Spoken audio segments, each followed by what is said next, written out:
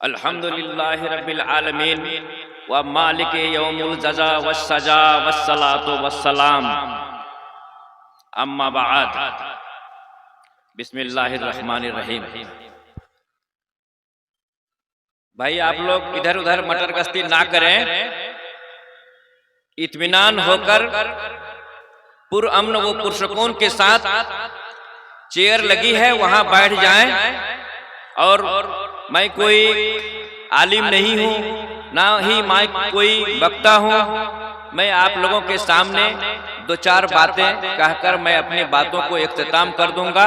बराए करम आप लोग पुरअमन और पुरसुकून के साथ बैठ जाएं। जनाब सदर महफिल और स्टेज पर तशरीफ फरमा हमारे उलमाए कराम, मुहिब्बान दीन, दूर दराज इलाकों से आए हुए खुसूसी मेहमानों, बुजुर्गों,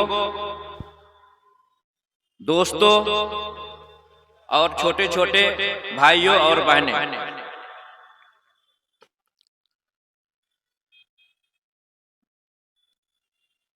आज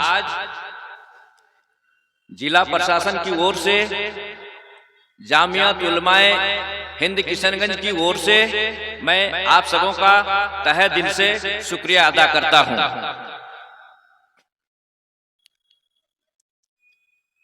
इस कायनात में उलमा के अलावा कोई दूसरी ऐसी जमात नहीं है जिसको वो इज्जत का मकाम मिला हो, जिसकी निशानदेही हदीस पाक में भी की गई है।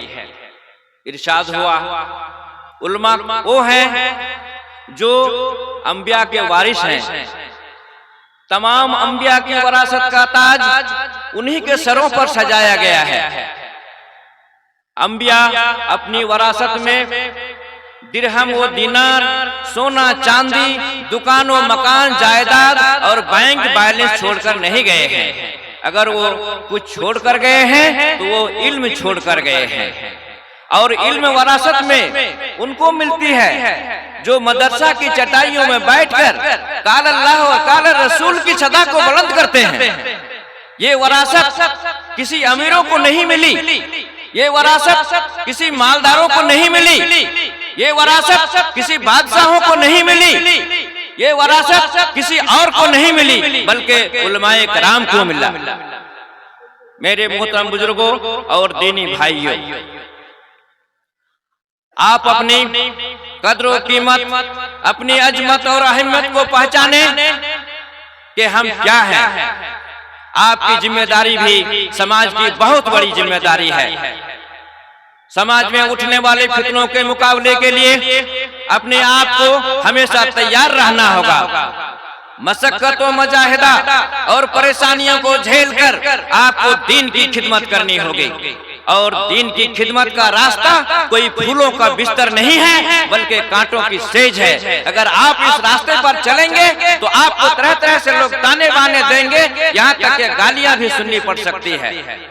और कभी कभी तो अल्लाह पाक रब्बुल इज्जत आपकी आजमाइश भी करेंगे।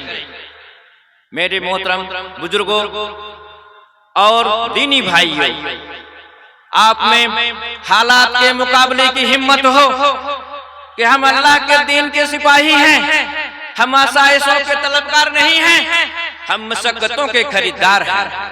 हम अल्लाह के इस जमीन में हिदायत के चिराग हैं और चिराग का काम है अपने आप को जलाए और जमाने को रोशनी पहुंचाए। ब्रदरान इस्लाम, आप में और आपका सरमाया इखलास है। अगर आपके अंदर इखलास व लिल्लाहियत का जज्बा नहीं और अल्लाह की रजा जुई का जज्बा नहीं, और आप बहुत बड़े इमाम बन बैठे हैं, आप फकिया और मुहतमिम बन बैठे हैं, आप बहुत बड़े आलिम बन बैठे हैं, मुसन्निफ और मुअल्लिफ हो गए हैं और बहुत मशहूर हो गए हैं, लेकिन अगर आपके अंदर इखलास नहीं है तो आपकी सारी खिदमत, आपकी सारी शोहरत, आपका सारा कामकाज सारा चीज सब बेकार है, क्योंकि हमें तो हुक्म हुआ था ना, वमा उमरू इल्ला लियअबुदुल्लाह मुखलिसीन लहुद्दीन। बिरादरान इस्लाम,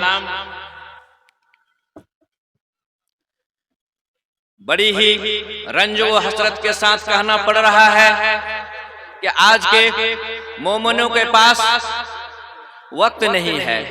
वो दुनिया के सारे उमूर को अंजाम देते हैं, सारे बड़े से बड़ा काम को कर लेते हैं, लेकिन उन्हें जिससे चैन और सुकून मिलेगी वह काम नहीं करते हैं।